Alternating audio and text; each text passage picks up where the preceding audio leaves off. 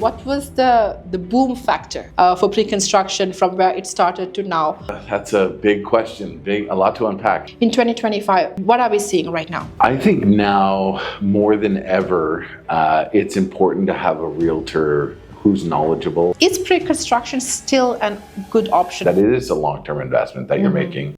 Have you ever wondered why some pre-construction buyers make six figures before the shovel even hits the ground, while others lose sleep and money? In 2025, the game has changed. Prices, policies, buyer confidence, it's all shifting. So how do you win in the new real estate landscape? Welcome to another inspiring episode of the Stellar Talk Show, and I'm your host, Stella Ram. Today we are diving deep into the real truths of pre-construction real estate with someone who's been on the front line for over 2 decades. Jason Garland, a leader in sales and marketing since the Tridal and Plaza Court days. Now shaping the skyline across the GTA, joins us to unpack the past, present, and what's next for Ontario's ever-evolving pre-construction market. Whether you are an investor, agent, or just real estate curious, this episode will change how you see the future of housing. Tag a friend who needs to hear this, share it to your story, and let's get into it. This is Inspiring Lives, and the conversation starts right now. Hi Jason, welcome to the show. Thank you. I appreciate you having me. You're most welcome. So we were talking about pre-construction today. Historically, you've been in the industry for over 2 decades right now. Tell me what you have seen and where we are going right now.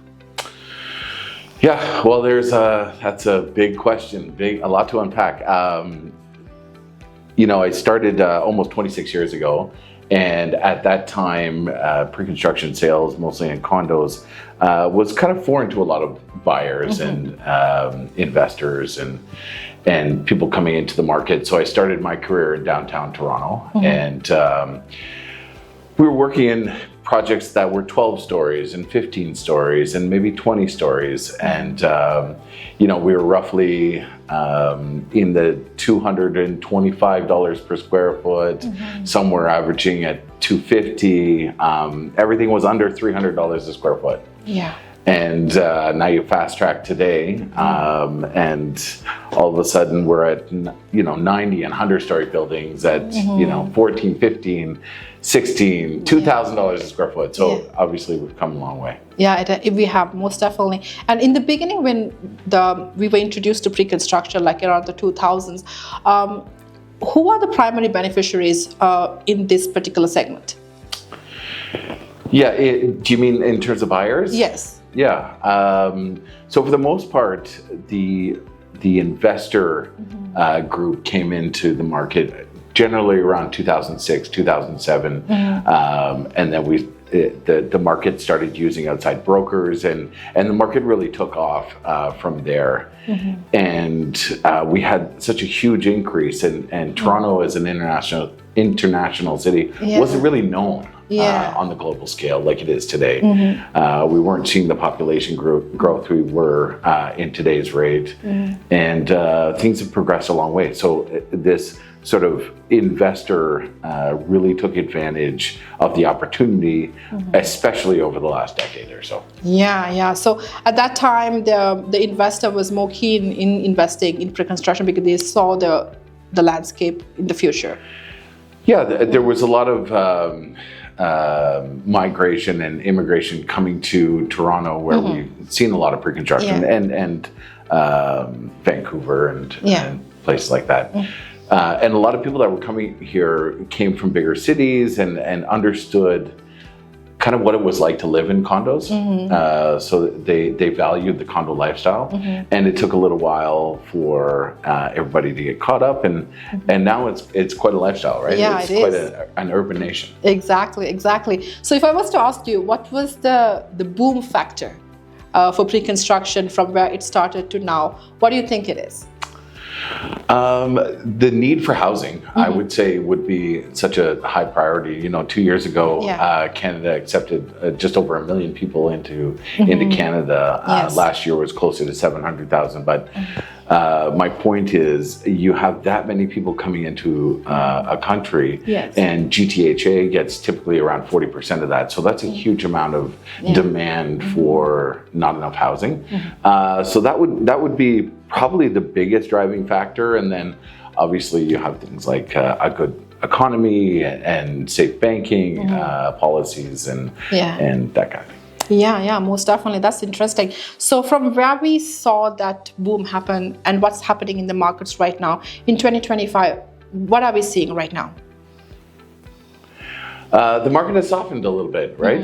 In terms of where we were, a little bit. That's an understatement, truly. But we've come from, in this quarter, we're in almost in June 2025, and in the first quarter of this year, we've only done just over 400 deals altogether in the pre-construction market, only 2 launches, and that's a far cry from where we are on a 10-year average, a 15-year average.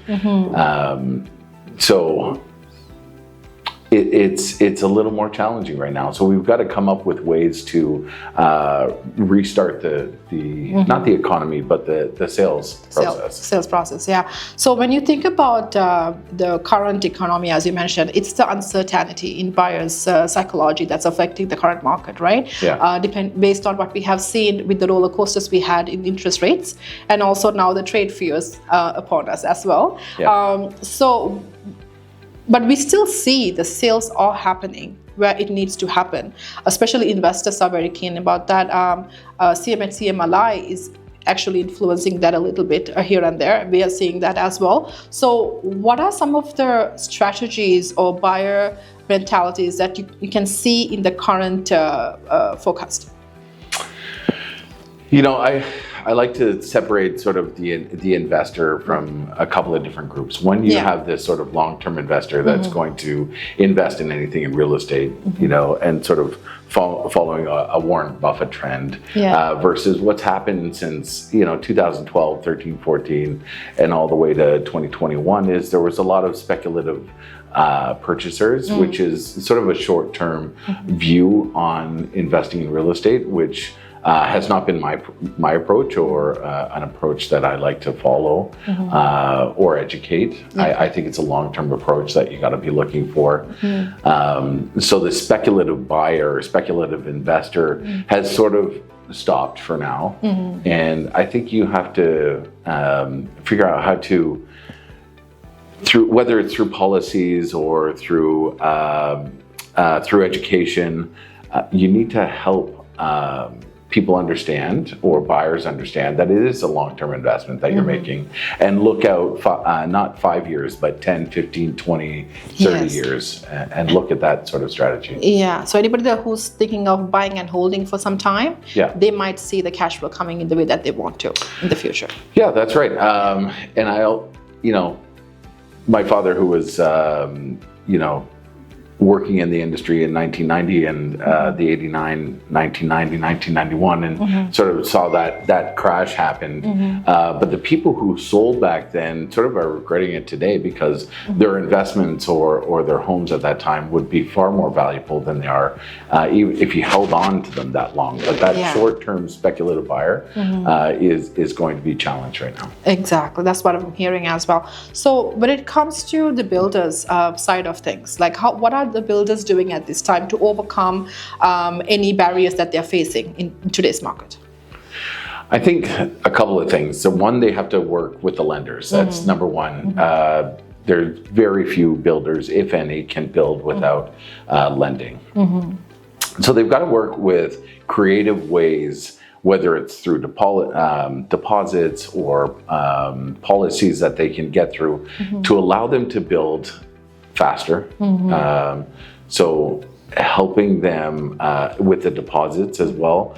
Like Toronto and GTHA has really been sort of spoiled the lenders and the banking system a little bit, because for the rest of Canada, they're not looking for 20 or 25% prior to occupancy. Yeah. So in some of the other provinces, they're looking at 10% or 11% or 15%. So working on some of those inventive strategies that can help them get to the finish line, because we do need housing. Yes. And the builders are the ones who are building the housing. So how can we get through the red tape, number one? So that's a lot of municipal and federal red tape that they could maybe stop. Yeah. Not stop, but mitigate. And then you need to work with the lenders and try and come up with creative ways to build these buildings. Yeah, no, that's absolutely true. And that's an example of what we are seeing in the market right now. Like a lot of the builders, they're coming up with these creative incentives to influence buyers to get into the market and take advantage of favorable pricing, favorable down payment structures, and so forth. So I think they are in the game, and they're trying to do their best with the lenders and also with the buyers at this time.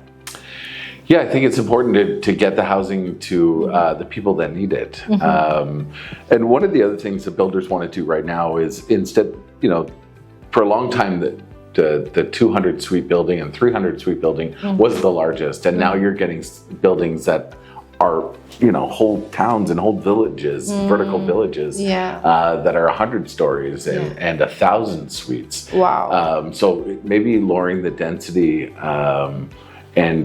and sort of creating a more boutique style building. The other thing they can do right now is that there is, for the longest time, probably since 2009 to 2018 or so, you were building micro condos, and really, we built a lot of them. Yeah. A lot of studios, 350 square feet, 450 square feet. And now what people need is affordable housing for their homes, for families, and that's 3 bedrooms, right?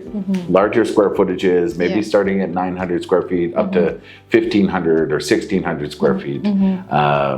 Because maybe the affordability for the house in the downtown core is not obviously on par with the condos. Yeah, no, I hear you. That's absolutely right.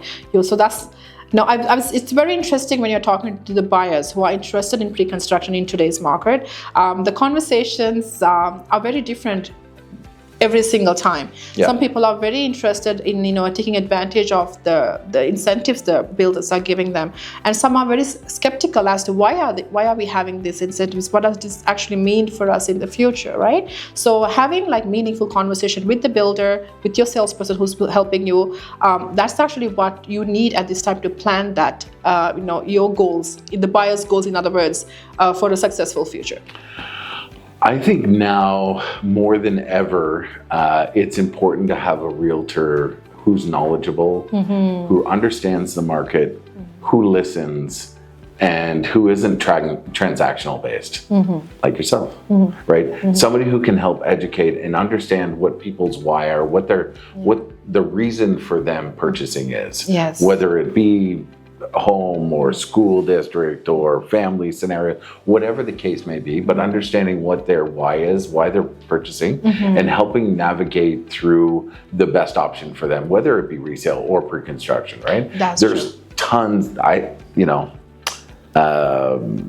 was talking to a friend just the other day about the amount of supply and completions that are happening. So Toronto has completed around 35,000 suites over the past 15, 16 months. Yes. But now the amount of sales that are happening, the amount of starts that are happening, 2 years ago we had 215 cranes in the air, and now we have 80, right? So the amount of completions that are happening right now is declining, going to decline again next year, which leaves a ton of room for opportunity for purchasers to get into the market over the next 12, 16, 18 months,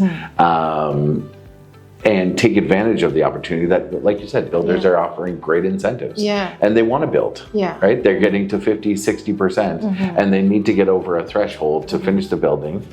And so they are offering great incentives. Yeah, no, that's true. I have a question. So when it comes to, I know when we initially started pre-construction era from early 2000s, at that time, we didn't really have a foreign buyer ban, but then we have that that came into place. Yeah. What did that do to the market, and how did the pre-construction industry, revolve around that?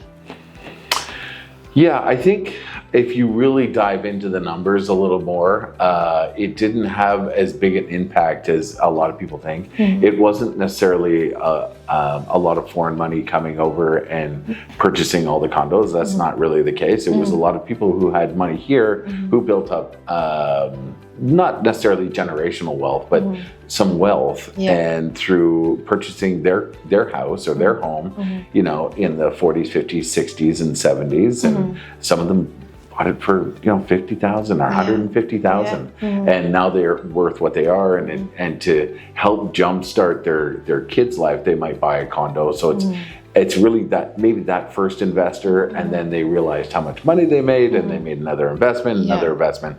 So what has happened in 2021 and 2020 is that you had this repeat investor that made a lot of money in the pre-construction. So it wasn't necessarily a lot of foreign banning the foreign buyer tax banning the foreign buyers wasn't necessarily a catalyst for where we are today. Oh, okay, understand. That's amazing. That was a long way of answering that. Shifting gears a little bit, I want to ask you, in today's buyer, okay, if somebody's thinking about starting a new family, or they're moving into the city and trying to avoid renting, is pre-construction still a good option for them? Well, it's an interesting question, because typically if you're looking to move into the city and you're 5 years out from purchasing, pre-construction is a good option. But why it doesn't necessarily work for a lot of families and a lot of people, first-time home buyers, is because they don't necessarily know where they're going to be in 3, 4, 5, 6 years, right?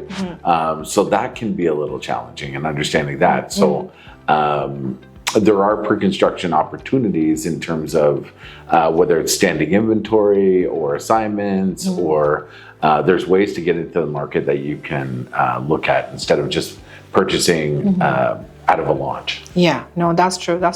But based on your motives, there are still good options available for you. Amazing. Yeah.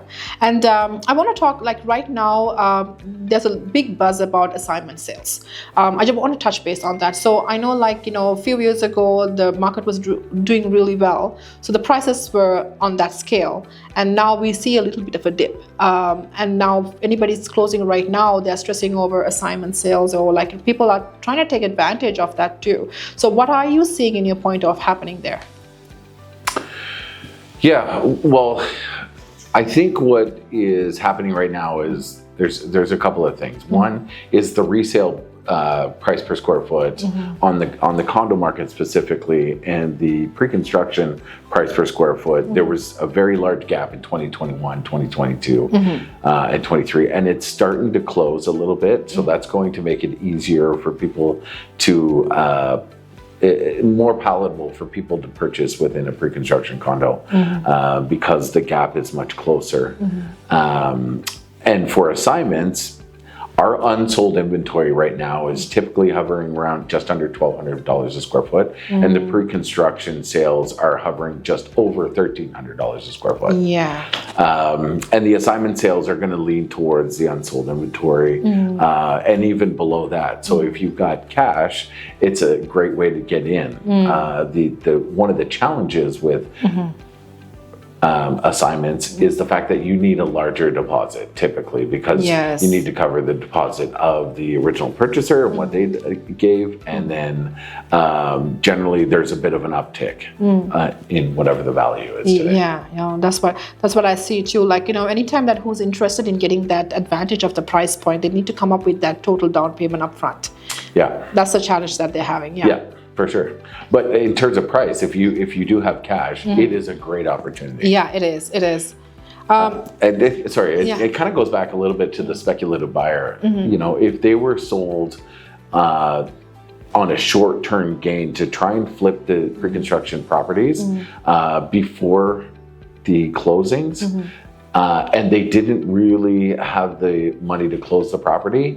And their realtor was like, hey, just get into the market. Don't worry, it's going to be up. And now all of a sudden they've got a product that's below the value that they purchased it for. And now they're desperate. There are some opportunities there where people probably, maybe were guided in the wrong direction or educated in the wrong way, and now are trying to get out of their purchases. So, your money can go a long way that way. Yeah, no, that's true. That's amazing. Thanks for sharing that, because these are things that you don't really hear when you talk about assignment sales or pre-construction, because right now it's the fear factor that is in the forefront, right? So you just have to see past that and look at the opportunities based on individual goals, of course, right? Because everybody's goals are different, and as you mentioned before, based on that, talking to someone who is an expert in the industry and asking their guidance towards that journey will be much appreciated. Yeah, most definitely. And I want to also touch base, based on what we have seen in the past with assignment sales and what we are seeing right now. What are some of pivoted moments that you see right now? Okay, there's two things. The main difference between what assignment sales were, 3, 4, 5 years ago, is that typically they were assigning for more than what they purchased for. So that's where things started. This frenzy started happening. And you're like, hey, we can buy these things, not close on them, sell for a profit, go on and try and do it again. Some of the people that are trying to do it again now are kind of getting burnt a little bit, right? So that's one aspect. The second part of that is some of the condos are not necessarily appraising for what they originally purchased for, which makes it challenging for people to close. So therefore, there's people that need to get out of their purchases. Typically, they're not their own homes. Their primary residence, but they've got to figure out a way to close the deal or assign it. Assign it. I don't think that answered your question. It kind of did. But where you almost touched, because as you mentioned before, that's kind of where I wanted to touch on.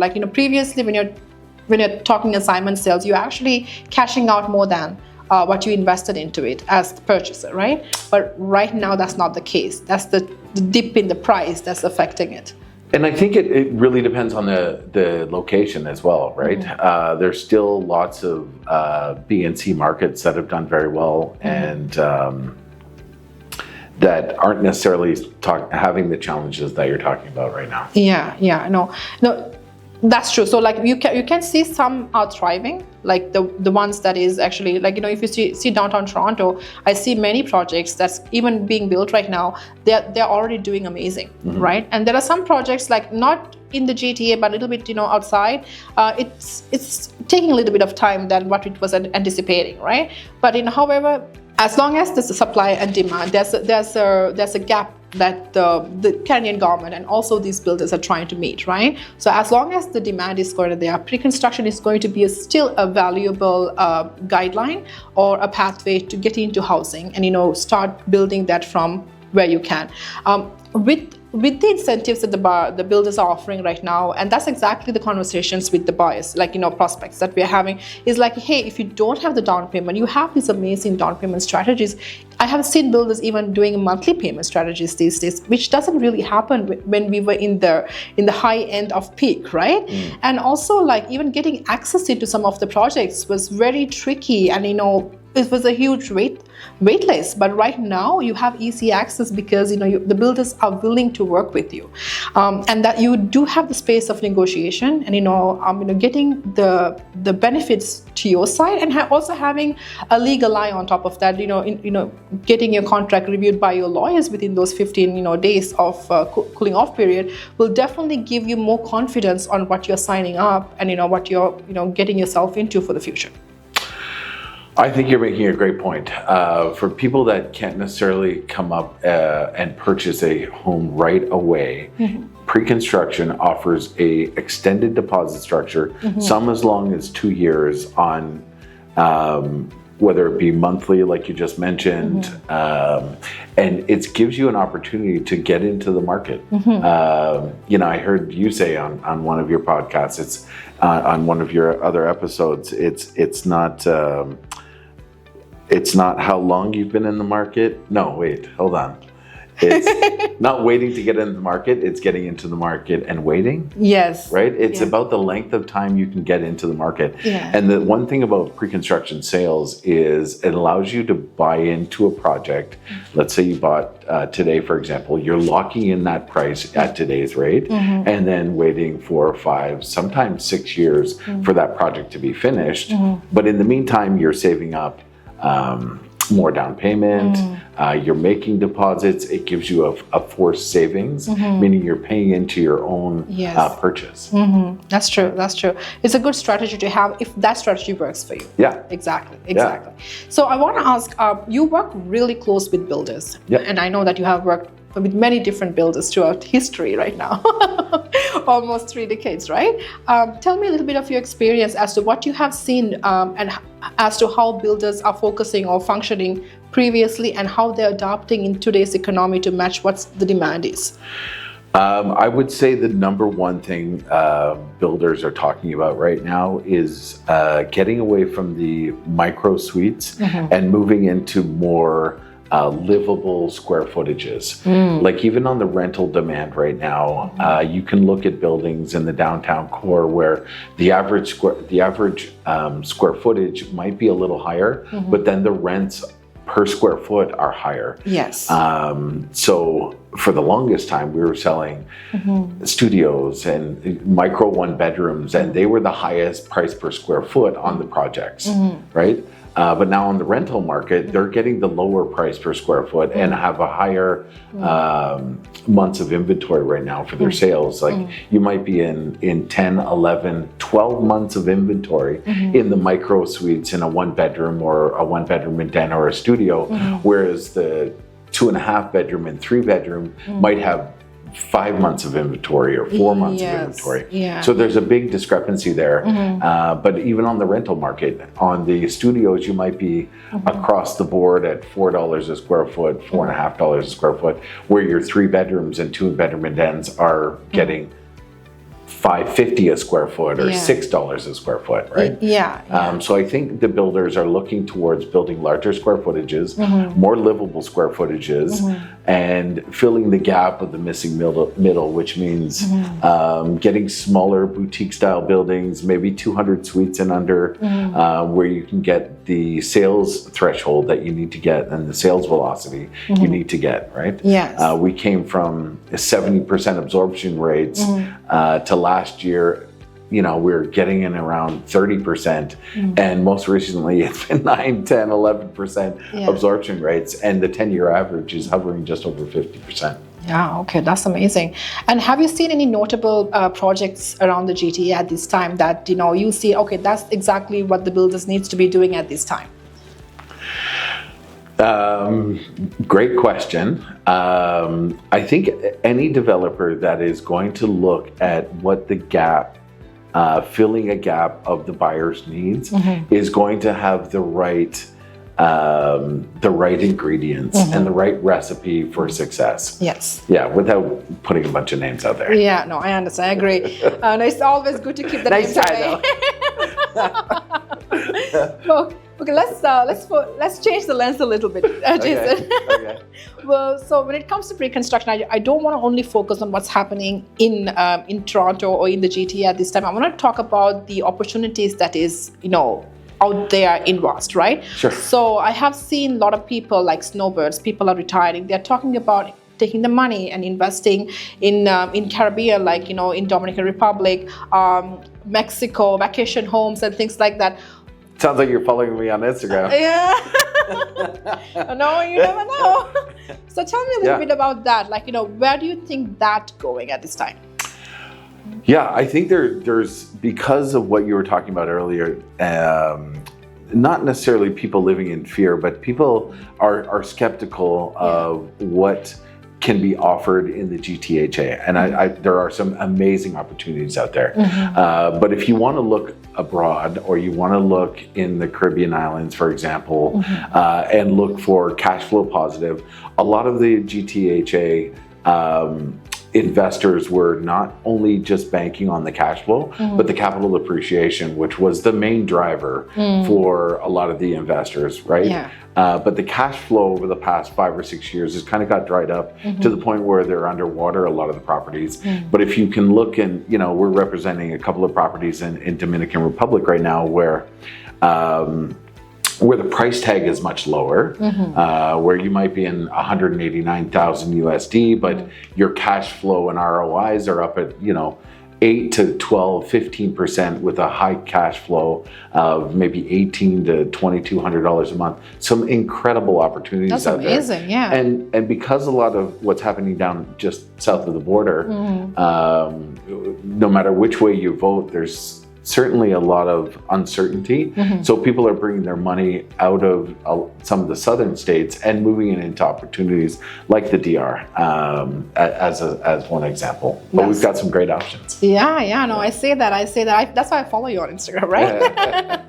No, I see that, like, and even some of the conversations I'm having, like, people will like, so what does that look like? Will that allow me to plan for my retirement because I love the beach, right? These are conversations that's happening right now. So if you do see, like, that's in your forecast of goals, that opportunity is still viable and it's definitely doing what it needs to do.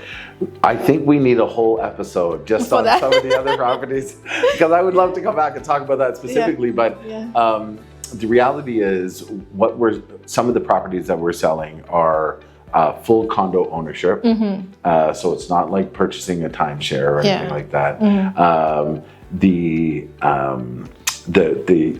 The entry price is much lower than you might find, just down the street from here at 5, 6, 800,000. So the sticker price is much lower. The level of entry is much lower, and the build out, because they're much smaller properties, you're looking at 50 suites in this building, or 100 in this building, or 30 in this building. The turnaround time, you're not waiting 5, 6 years to get the cash flow out of it, and you're getting it in 18 months or 24 months. Plus they have some incredible incentives for buyers and for realtors. There you go. Yeah. There you go. That's why you need to have a conversation with you, Jason, right? So as you mentioned, like, I know, like, right now in our hometown, it may or may not be what you are looking at, but outside, like, it's a global world right now. Like, opportunity is everywhere. Like, if you want to focus and you talk to the right experts like yourself, who has access to these amazing projects, information that you need to, like, educate yourself on, so you can make informed decisions. Yeah, I think you're hitting the nail on the head. I think it's important to have somebody like you in their corner, helping guide them, and really spending a lot of time listening to what they need out of their investments. Or let's face it, like, even just buying a home for your family, it's still an investment. It's still probably the largest purchase you're ever going to make in most people's lifetime, right? Yeah, most definitely. So I want to talk about what's next for pre-construction. In your opinion, you've been in the industry for so long, and you have seen it all, I would say. So what do you think we are anticipating to see? What's next? Great question. And let me just pull out my crystal ball here to find out. I think a couple of things. I think the number one thing that's going to happen is construction starts are going to slow down. They've already started. Sales are going to start to slow down. They've already started. And there is going to be a surge of need for housing in 2029, 2030, and beyond. So right now, there's going to be months of inventory, like we were just talking about, on the resale and pre-construction markets. So I think there's a huge opportunity right now to look at the future into 2029 and 2030 and 2031 and beyond. As long as it's a long-term investment, there's some great opportunities out there to take advantage. So for now, for the next couple of years, I think it's going to be a softer market with the sales a little slower, the starts a little slower, and then there's going to be a huge ramp up. The other thing that's going to happen is a lot of the pre-construction condo big boys are going to move into the purpose-built rental market. And I think there's going to be a huge surge in the starts for purpose-built rentals. Toronto as a whole has been, for all the big global international cities, not necessarily the norm, right? It's not an entitlement to own here. Yeah. And typically on a rent to own, it's around 50-50. Yes. But you look at, Manhattan and New York, it's probably 80% of the population, closer to 85% of the population that rent. And the other 20 or 15% that own. Yeah. It's not an entitlement here, but I believe that everybody wants to own. I think it's important to do what you can to own. It depends on lifestyle, and we can get into the differences between renting and buying and the freedoms and all that stuff. Say that for another episode too. Yeah, for sure. It's based on where your importance are and your goals are at, right? Most definitely. But I want to say this again: having those conversations, getting educated, having a strategy, writing down your goals and how you can take advantage of current markets. If that's possible, go ahead and take it. Right? Grasp the opportunity, because the opportunities don't come all the time. People are still investing, like the big investors, the pension funds and people like that. They're still fully invested and investing in pre-construction. And there's some developers out there, and talking about knowing your why and listening to what their goals are. There are some opportunities out there to invest into real estate funds that purchase developments and build residential. So if that's your goal and you just want to invest and not necessarily live, you want to rent for whatever reason, but you want to invest in real estate because you believe in bricks and mortar, there are developers out there that you can invest in their fund and they will develop, and you will take advantage of their proceeds, of the collective proceeds. That's amazing. So there's a lot of opportunities out there still to grasp, most definitely. So may I ask, how might the government policies and economic factors influence the future developments? Sorry, say it again? So how might the government policies and economic factors influence the future developments in your opinion? Yeah, I think the government definitely can do a few things, like policies, like maybe in Toronto specifically, or Ontario, is helping out with the development charges, the DCs. Like, they could put a freeze on them, they could lower them in each different district and municipality. They could lower them. They have already started in some cases, but they can go even further. They can fast track the lower the amount of red tape, or fast track your development to get it finished quicker, so that you can deliver more product, more housing faster to the market. You can also talk about lending procedures and being more creative about the lending, so that people have more opportunities. Yeah, most definitely. Thank you very much, Jason, for taking the time today and sharing and answering all my questions. But I want to end this with this, there's a saying, when everybody is greedy, be fearful, and everybody is fearful, be greedy. So we are at that stage right now. Wow. Right? So we have to move with the education, with strategy. Most definitely the potential is still there. So anybody who's saying the pre-con market is not doing well, that's not be the case for every single person, and also not for every single builder, right? Yeah, I totally agree. Yeah, so talk to your realtor, give us a call. Jason is available. I'm going to leave Jason's information on the bio as well. Or me, give me a call directly. We can book a call, have a conversation about what your goals are, and we can plan together to achieve those goals together. Thank you, Jason. Thank you. Wow, what a masterclass in today's pre-construction real estate game. A massive thank you to Jason Garland for pulling back the curtain on the strategies, risk, and real-world insights that buyers, agents, and investors needs to hear in 2025.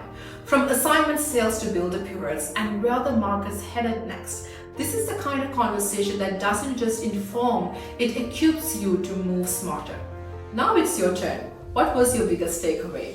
Drop it in the comments, DM us, or better yet, repost this episode to your story with your favorite quote or insight.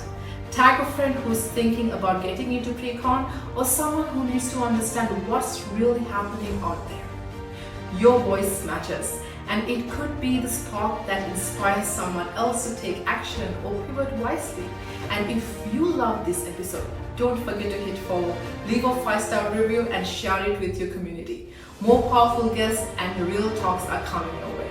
This is Inspiring Lives, where stories meet strategy and legacies are built, one conversation at a time.